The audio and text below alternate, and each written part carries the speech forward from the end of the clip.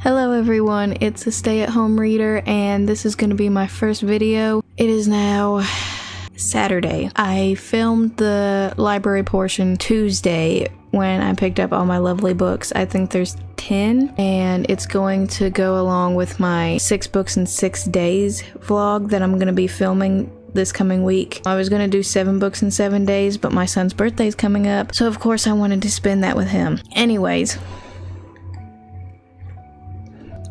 coffee for courage. First, I'm going to show you what I picked up that I've already read this week to get ready for next week, and just some books that I hope to read before the library due date is up.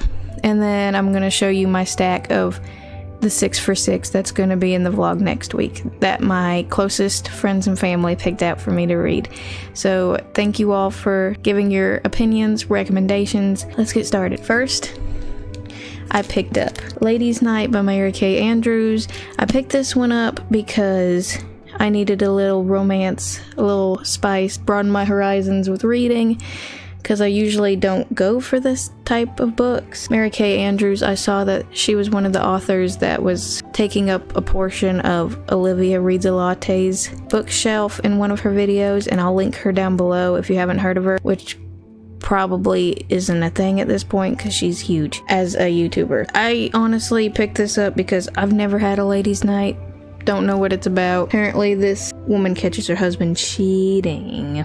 No, not on my watch. Then she moves in with her mother, and I guess a ladies' night happens. We'll see what happens. It sounds like a good time, honestly. I'm excited. And then on the whole other horizon of my books from the library is Stephen King's Bag of Bones.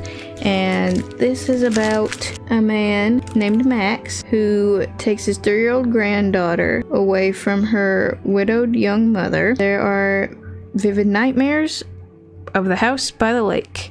That's giving me creepy vibes already, as is the cover of this and the fact that it's Stephen King in general. Super excited. I've been picking up a lot more of Stephen King lately because of Haley from Haley Faum's video of where she was in her Stephen King era. Another good time. I mean, I'm all for it.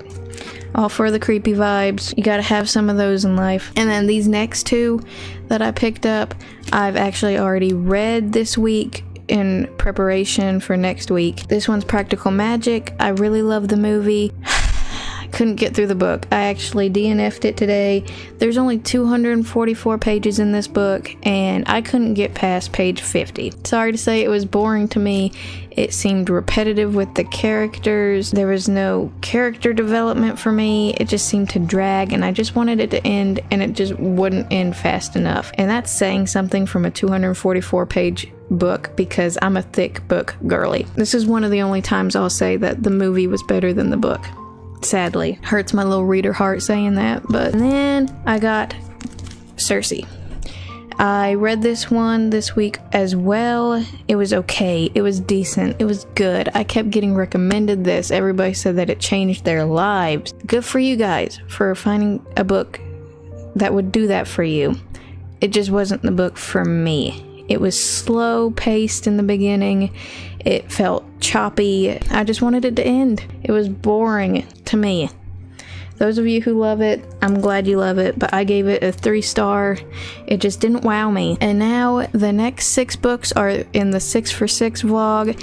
Super excited to get to them. The first one is my pick that I picked for myself, and it's Jane Austen's Sense and Sensibility. Honestly, I have no idea what this book is about, but I read Pride and Prejudice earlier this year. It was my first and one of my only 5-star reads so far this year, and I just fell in love with it. The wit, the banter, it just made me feel classic. It took me away from the traditional world we live in now, and it made me miss, it just got close to my heart. So I am excited to see what Sense and Sensibility is all about, because I am trying to find a little blurb of what it's about, and this copy does not tell me. So I guess I'm going in blind, and with Jane Austen, that's just fine. Blind me. You do so well. Right, so well. Well, wrote You've Been Dead for Years. Sorry. Next, my friend Mika recommended me Death on the Nile by Agatha Christie. Mika knows that I love murder and books, and Agatha Christie is everywhere. If you haven't read one of her books, you should. I've only read one so far, which is sad. I read Murder on the Orient Express and I really loved it. Gave it 5 stars. Best audiobook I've ever listened to so far in my life. This just seems like there's a murder while some people are on a cruise through the Nile. Murder. Excited for it. And then my friend Linka, who is in my 3-person book club with me and my friend made me read it. She recommended me to read Dial A for Aunties. I'm gonna say aunties. I'm from the South. That's just how it is. Apparently it's about this girl who goes on a blind date, first date with this guy, and she accidentally murders him, and her mother and aunties help her hide the body.